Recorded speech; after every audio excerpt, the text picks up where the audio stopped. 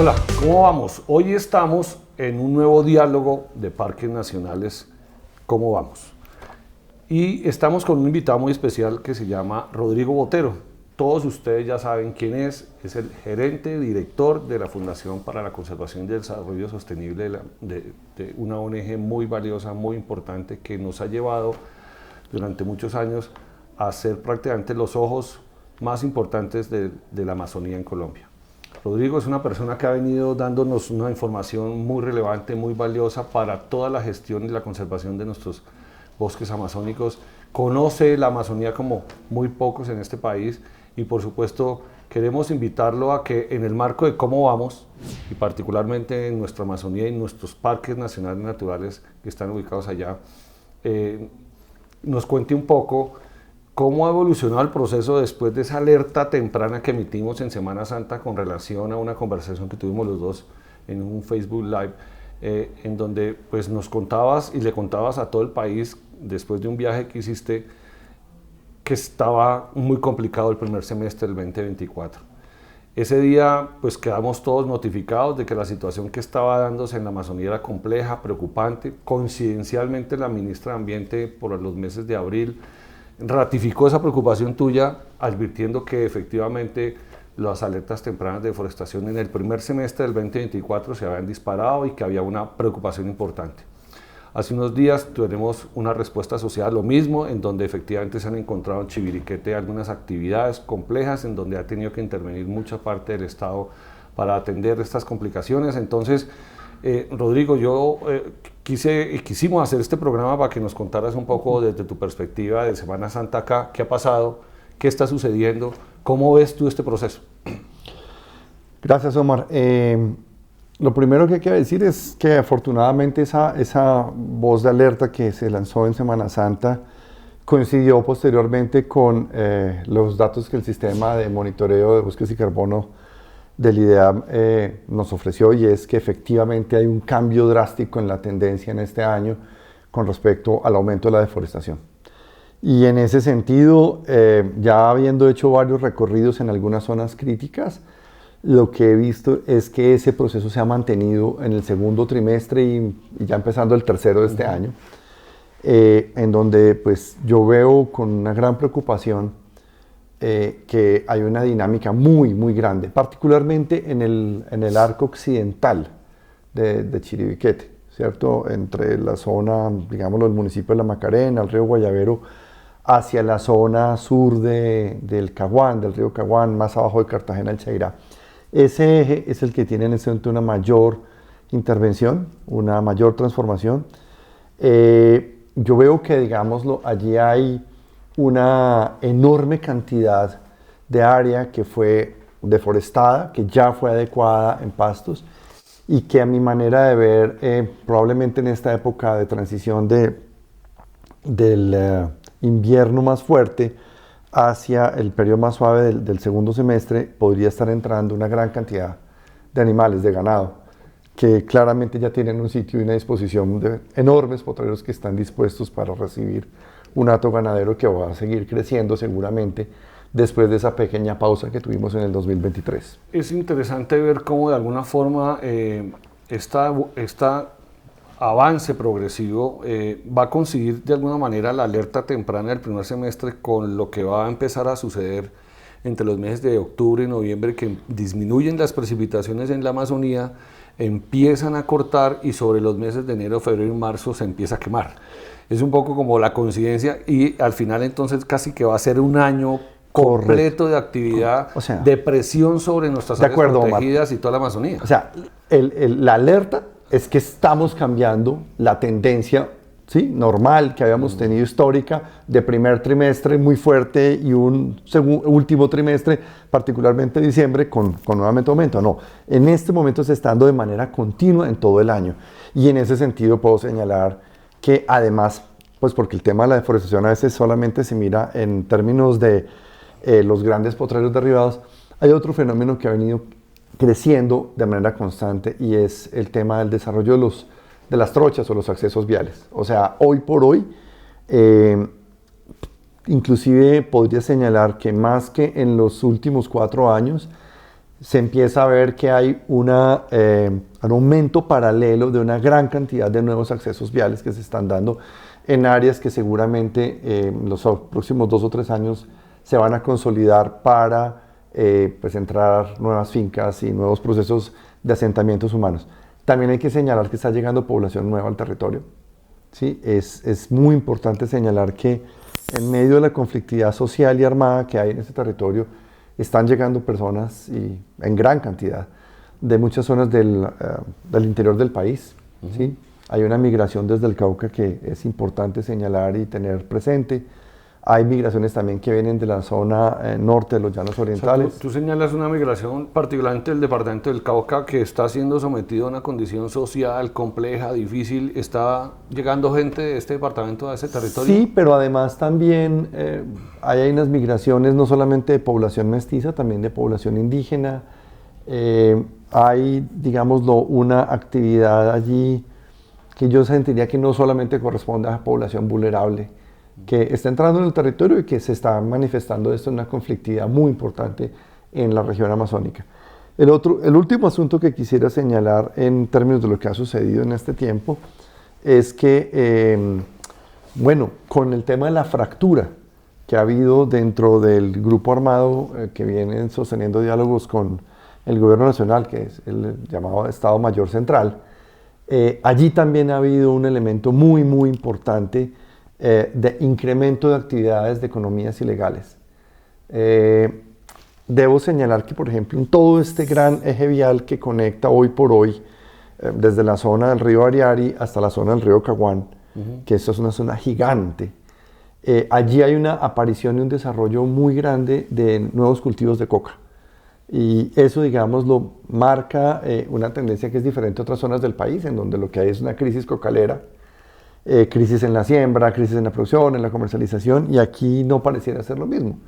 Aquí, por el contrario, lo que estamos viendo es una dispersión hacia nuevas zonas, pero que además está coincidiendo con el único, o bueno, no el único, pero sí un gran mercado y de una demanda internacional constante y creciente, que es el mercado europeo, que se está moviendo por las fronteras del Brasil. Entonces, digamos lo que todo este mercado que se mueve desde el río Putumayo, el río Caquetá, el río Paporis, ¿cierto? Que va confluyendo hacia allá, empieza a marcar también un cambio en la tendencia de la movilización de los cultivos, la generación de las zonas de procesamiento, la entrada también de grupos armados de otros países dentro del territorio colombiano. Eso es importante señalarlo, que no es solamente una expansión de grupos colombianos, sino también la entrada de otros. Como aseguramiento de esos cultivos, de esas áreas de producción. De cultivo, pero de también de transporte, de entrada de armas, de entrada de gente, de tráfico de personas. O sea, realmente, digámoslo, una cosa muy compleja. Aquí hay grupos brasileros, venezolanos, que ya tienen peruanos, que también tienen una presencia ya importante en toda esta nueva reconfiguración de las economías ilegales y de la generación, digámoslo, de grupos irregulares que hoy consolidan ese territorio. Como ustedes pueden ver, el panorama no es el mejor. Realmente, en principio, Colombia celebró, y así lo hicimos todos, el anuncio de la disminución de la tasa de deforestación para el año 2023 en la Amazonía, que fue importante, fue significativa. Sin lugar a dudas, pues eso es un dato que a todos nos alegra, pero pues obviamente la situación actual hace que realmente se eleven las alertas respecto a esta zona, y la intervención que se está describiendo por parte de Rodrigo es muy importante para aquellos que están tomando decisiones sobre este territorio. Nuestros parques nacionales naturales de ese territorio, cuéntenos un poco usted cómo lo ve. Antes de hablar del tema de los parques nacionales, me parece que hay una noticia que no sé qué tan desapercibida haya pasado, pero para mí es muy significativa. Hace una semana, y tú lo debes conocer, Omar, nombraron a Guillermo Rivera. Sí, como nuestro embajador en Brasil. Exacto, que es embajador en Brasil y ahora es como un embajador para los países amazónicos y con en el marco de la OTCA. Que parece, exactamente, me parece a mí una mirada, una respuesta, digamos, lo estructural para retomar un poco lo que fue esa declaración de la OTCA en Belén, que fue muy importante. O sea, yo creo que si hay un punto de quiebre, un punto de inflexión en lo que ha sido ese comportamiento tan aletargado y tan paquidérmico de la OTCA que venía teniendo en los últimos años, Hay un cambio importantísimo en esa declaración de Belén. Hay una coincidencia de los países amazónicos en el peligro que significa dejar progresar esas condiciones de ingobernabilidad y de criminalidad ambiental que van entrelazadas la una con la otra. O sea, la erosión democrática en las áreas fronterizas de los países amazónicos es algo que hoy preocupa a todos los países, no solamente a nuestros países amazónicos, sino también a la comunidad internacional. Y por ejemplo, de eso yo puedo dar fe de cómo la misma Unión Europea y otros países vienen, digámoslo, acercándose a trabajar ya de manera común en el escenario regional. Entonces, eso también para sacarnos un poco de la pequeña escala en que a veces nos enfocamos, ¿no? De ciertos puntos y mirar esto más grande. En un poco más grande. Ahora, pero eso ya ha bajado. Yo celebro, por ejemplo, ese planteamiento porque coincido contigo que el rol y el papel de la OTCA en los últimos 20 años ha sido prácticamente, por no decirlo, complejo. Exacto. Pero realmente a uno le cuesta trabajo que una organización tan importante que se creó para poder construir un camino asociado al manejo de la Amazonía, pues obviamente hoy no sea protagonista en el marco que inclusive viene la COP, que sería un poco el escenario en donde todos estos países megadiversos que están alrededor de esta gran cuenca amazónica se consoliden en una gran alianza, no solamente para conservar, sino para recibir los recursos que se necesitan para conservar esta Amazonía. Ahí viene un asunto que es clave, Omar, y es algo que hemos venido estudiando en la Fundación con algunos focos, digámoslo, que voy a señalar. Y es el noroccidente amazónico continental tiene el grupo de áreas protegidas más numeroso y mejor conservados del planeta. Tiene los bosques continuos en buen estado más grandes también del planeta. No olvidemos ese concepto de continuos porque lo necesitamos para más adelante. Claro, que es el tema de conectividad, efectivamente, que es la parte crítica de eso. Y ahí es donde se confluyen áreas protegidas, resguardos indígenas y bosques públicos, que es ese grandísimo concepto que hemos logrado compartir de alguna manera, casi que por azar, entre los diferentes países amazónicos, que allí se crea, digamos, esa gran zona que hay hoy en ese noroccidente de la cuenca amazónica, pero es allí en donde coincidencialmente se está concentrando de manera más fuerte y aguda la presión de la macrocriminalidad asociada a los delitos ambientales y, desafortunadamente, de economías ilegales y movimientos armados. Entonces, es imposible, literalmente imposible, generar acciones estructurales al interior de los países si no lo miramos en el contexto global. Y eso implica, otra vez, mirar con una escala mayor a la lupa subnacional o local de un parque nacional, ¿cierto? Sino entender que, por ejemplo, aquí hay unos mercados de capitales gigantescos, unas demandas de commodities internacionales que no se están atendiendo y que, digámoslo, en la regulación del mercado internacional no pasa nada, ¿cierto? Unas legislaciones nacionales que son bastante laxas, flexibles a la hora de intervenir en esas cadenas de valor, y un mercado que es el mercado que a mí me parece más complejo de todos, y es el mercado legal de tierras y algunos como agrocommodities en particular, que están haciendo un giro, en algunos casos, muy rápido de la entrada de esos flujos de capital derivados de economías ilegales y se legalizan a través de ese proceso. Entonces, ahí me parece que tenemos un reto de tema mayúsculo y por eso, seguramente vamos a hablarlo más adelante, esto tiene que ver con un tema de ordenamiento territorial, de ordenamiento productivo, de focalización de los estados en términos de comando y control de qué se invierte y en dónde se invierte de los recursos públicos, ¿cierto? Porque de lo contrario, ese estado de caos en la forma de planificar y ordenar el territorio, lo que está favoreciendo es ese tipo de economías ilegales y de condición de ingobernabilidad local que termina por impactar a las áreas protegidas o a los territorios indígenas o los bosques públicos. Eso no, digámoslo, ahí no importa porque estamos hablando de un concepto global, de un gran bioma que presenta unos servicios ambientales mundiales. No estamos hablando simplemente del papel de la biodiversidad de un área X o Y o del valor cultural. No, es la oferta a nivel global de lo que oferta, de la oferta del servicio nosotros ambiental. No conservamos la Amazonía. Exactamente. El centro y norte de Sudamérica y gran parte del planeta puede verse abocado. ¿Cómo juegan las áreas protegidas allí? Ahí sí, claro. Son como en la medicina oriental, cuando vemos efectivamente dónde están los puntos críticos, donde se mueve la energía y en donde, digámoslo, se necesita para una estructura principal, una estructura ecológica que nos permita la garantía de un funcionamiento y una estructura de estos ecosistemas que se mantengan. Claro que sí, pero hay que mirarlo, digámoslo, con una perspectiva un poco más amplia. Nosotros tenemos la preocupación y mucho de lo que está sucediendo alrededor de estos parques, no solamente en esa frontera de la Orinoquia, lo que es toda la Macarena, Tinigua, Picachos, Chiviriquete, todos estos parques que están aquí ubicados. Tenemos la preocupación de que a pesar de tener un manejo, un proceso, pues están quedando como islas en medio de un proceso de uso y aprovechamiento un poco complejo, que obedece a elementos irregulares, ilegales algunos. ¿Cómo hacer, Rodrigo, para mandar la señal correcta, juntando las agendas del Ministerio de Ambiente y Agricultura?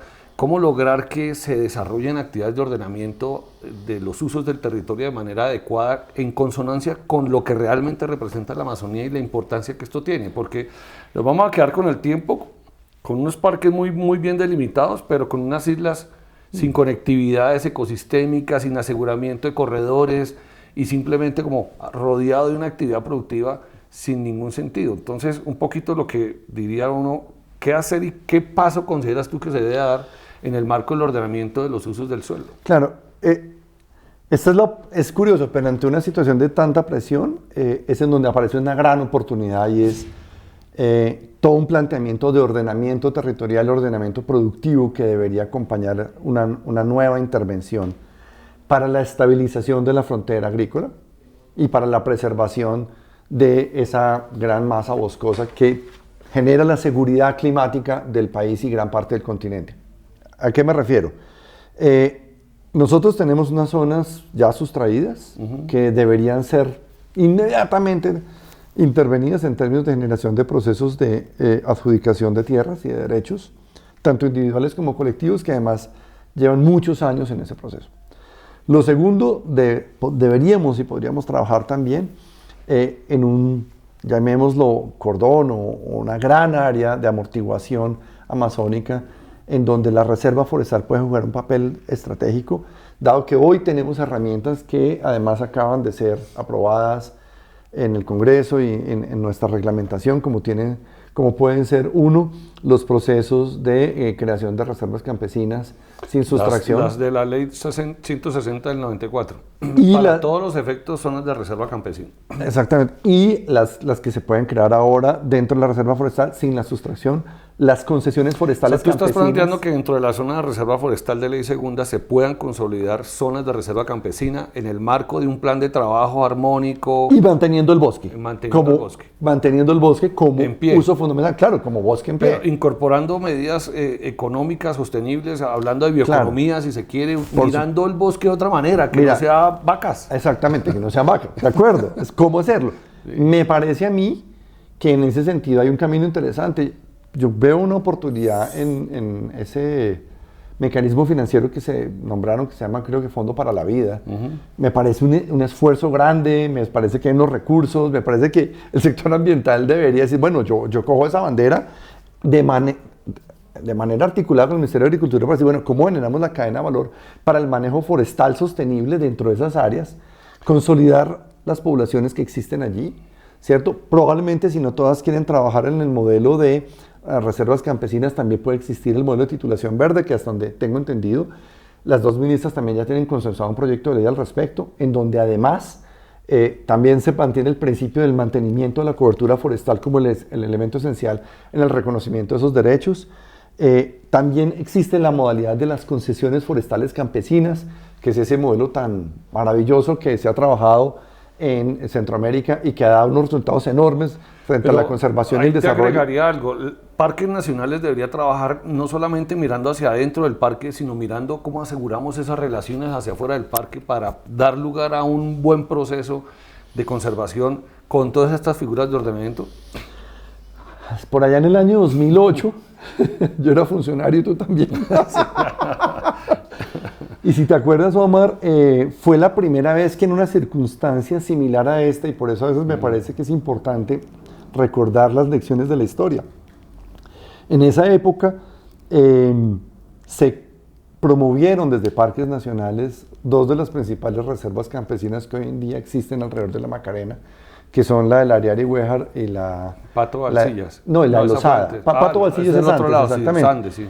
Que era Pero una fue idea, una de las primeras que se generaron. de acuerdo, que era la idea de tener todo un cordón, un buffer alrededor de la Macarena, con zonas de reserva campesina, sobre las zonas de los distritos de manejo integrado que lo permitían, generando además procesos de relocalización voluntaria que fueron exitosos en su debido momento y que los trabajamos además en una iniciativa de paz en esa época, que fue un momento, un aprestamiento previo al proceso de paz que se dio posteriormente con las FARC. Pero de allí salieron elementos concretos en torno a relocalización voluntaria de poblaciones, zonificación del territorio, adjudicación de tierras y el modelo más importante que ha habido en el oriente colombiano de sustitución voluntaria de cultivos de coca. Habían más de 2.500 hectáreas de coca en la zona de Puerto Rico Meta. Así es. Y las erradicamos con la gente, con los tractores de las organizaciones campesinas y encima montamos las zonas de titulación y las zonas de restauración al interior del parque.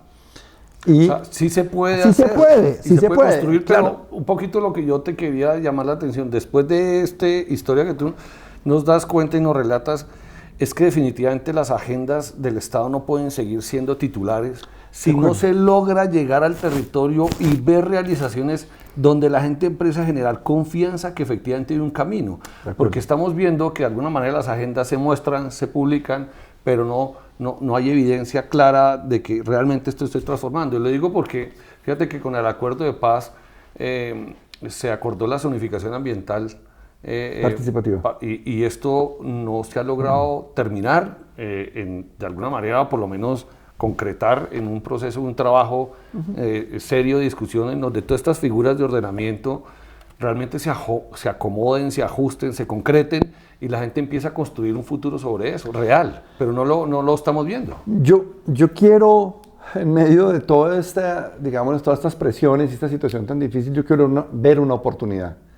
Y quiero verla, en que hay un momento de una sincronía que yo evidencio en el trabajo que se está dando entre agricultura y ambiente, y eso tiene que generar un brazo, ¿sí?, paralelo, articulado y permanente con la mesa de diálogo que hay en este momento entre el Gobierno Nacional y la estructura del Estado Mayor.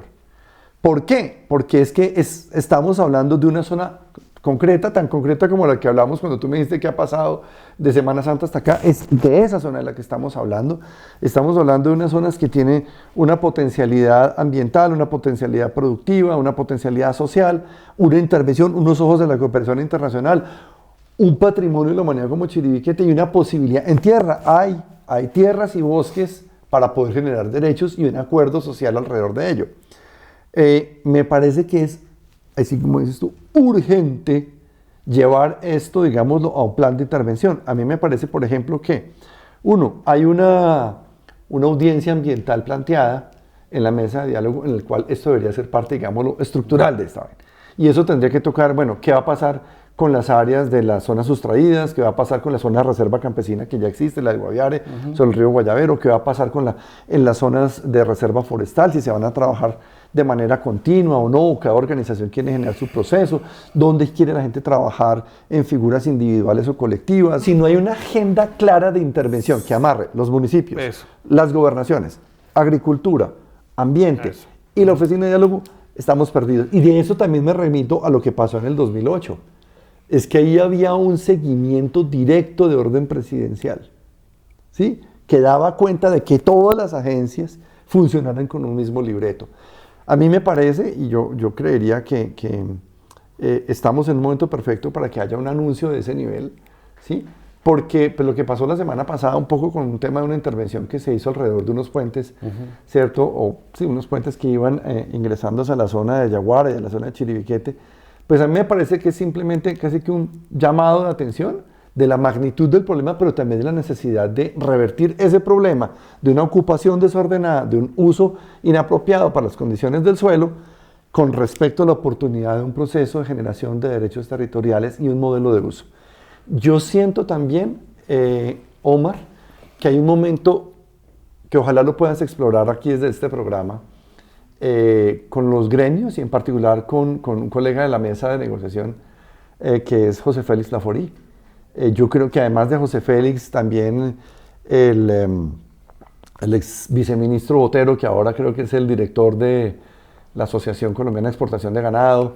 O sea, yo creo que ahí hay una sensibilidad importante del gremio ganadero con respecto a la necesidad, uno, de la zonificación de la actividad ganadera, de la necesidad de avanzar en la agenda legislativa frente al el proyecto de trazabilidad.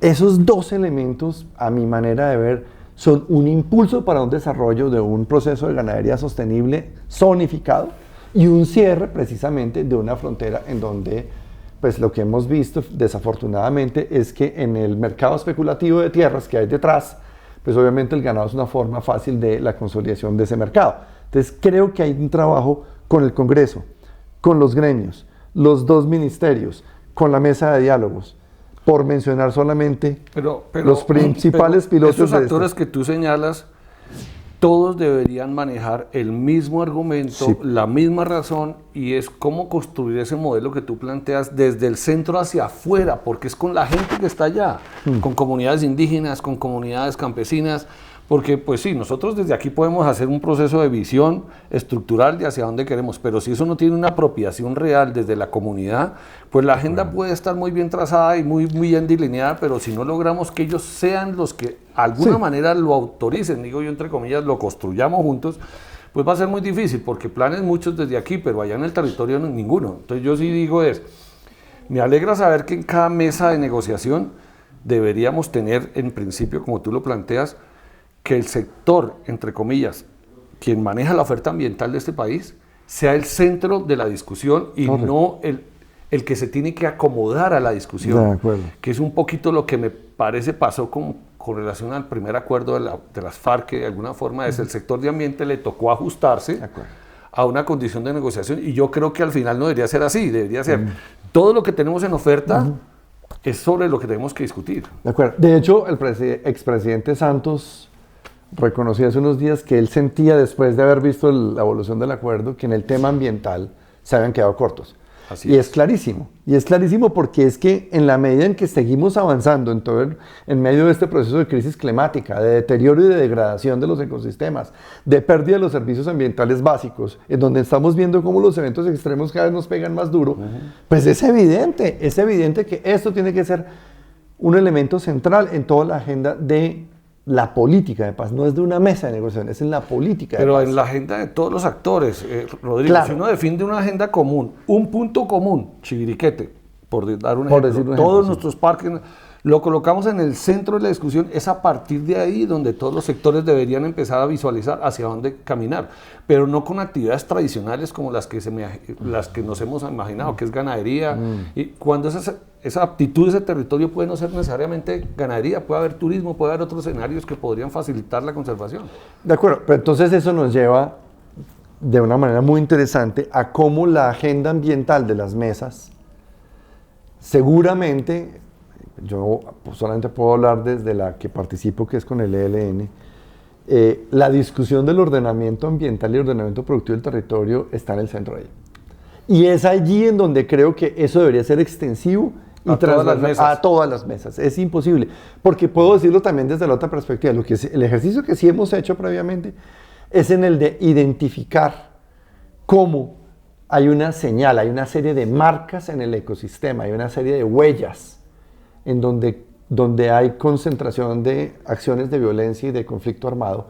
Hay huellas en el territorio que son claramente identificables, asociados precisamente a ese tema del conflicto. Entonces, no podrá haber sostenibilidad en cualquier acuerdo si no tenemos precisamente el tema ambiental en el centro como una medida precisamente restaurativa entre todas las partes, porque aquí ha habido acciones y omisiones de todas las partes frente a cómo reconstruir esos territorios. Por eso sí tiene que ser indiscutiblemente un elemento transversal a la política de paz. De acuerdo con ese planteamiento que tú haces, yo quisiera dejarle simplemente a la audiencia estas pequeñas conclusiones que para nosotros es importante trasladar. Uno, que Parques Nacionales como Vamos sigue elevando una alerta asociada al seguimiento, al control, al acompañamiento de todas las instituciones en principio, pero también de las comunidades que están cerca de los parques nacionales para evitar de alguna manera su presión y su afectación.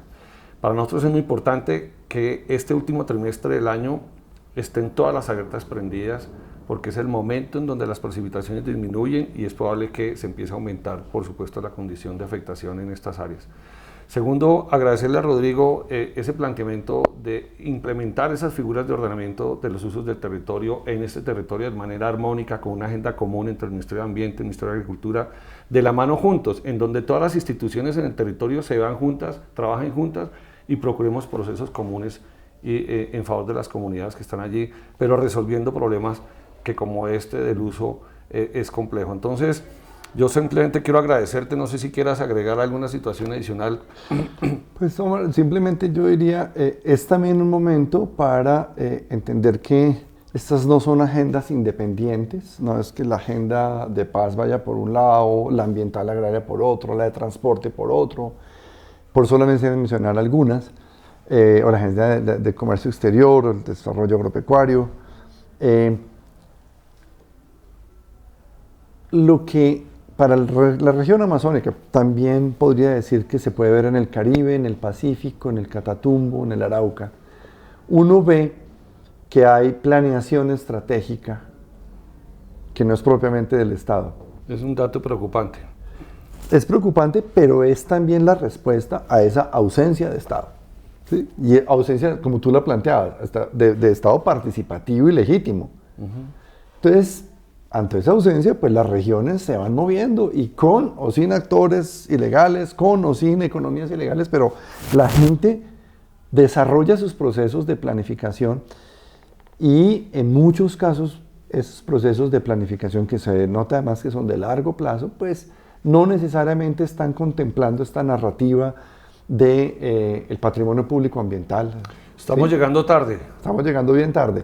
Entonces, o lo hacemos ahora o lo hacen ellos. Y seguramente allí podemos tener un escenario de nuevas crisis que no serían nada apropiadas. O sea, yo creo que hay un momento de llamado clave para entender la magnitud de los procesos, la visión de Estado, no de un gobierno de turno, Es correcto. de Estado frente a lo que necesitamos cambiar en tendencia y de cómo entender que estas dos grandes vertientes del ordenamiento ambiental, territorial y productivo deben ir de la mano en una visión general que trascienda a todos y con una participación social.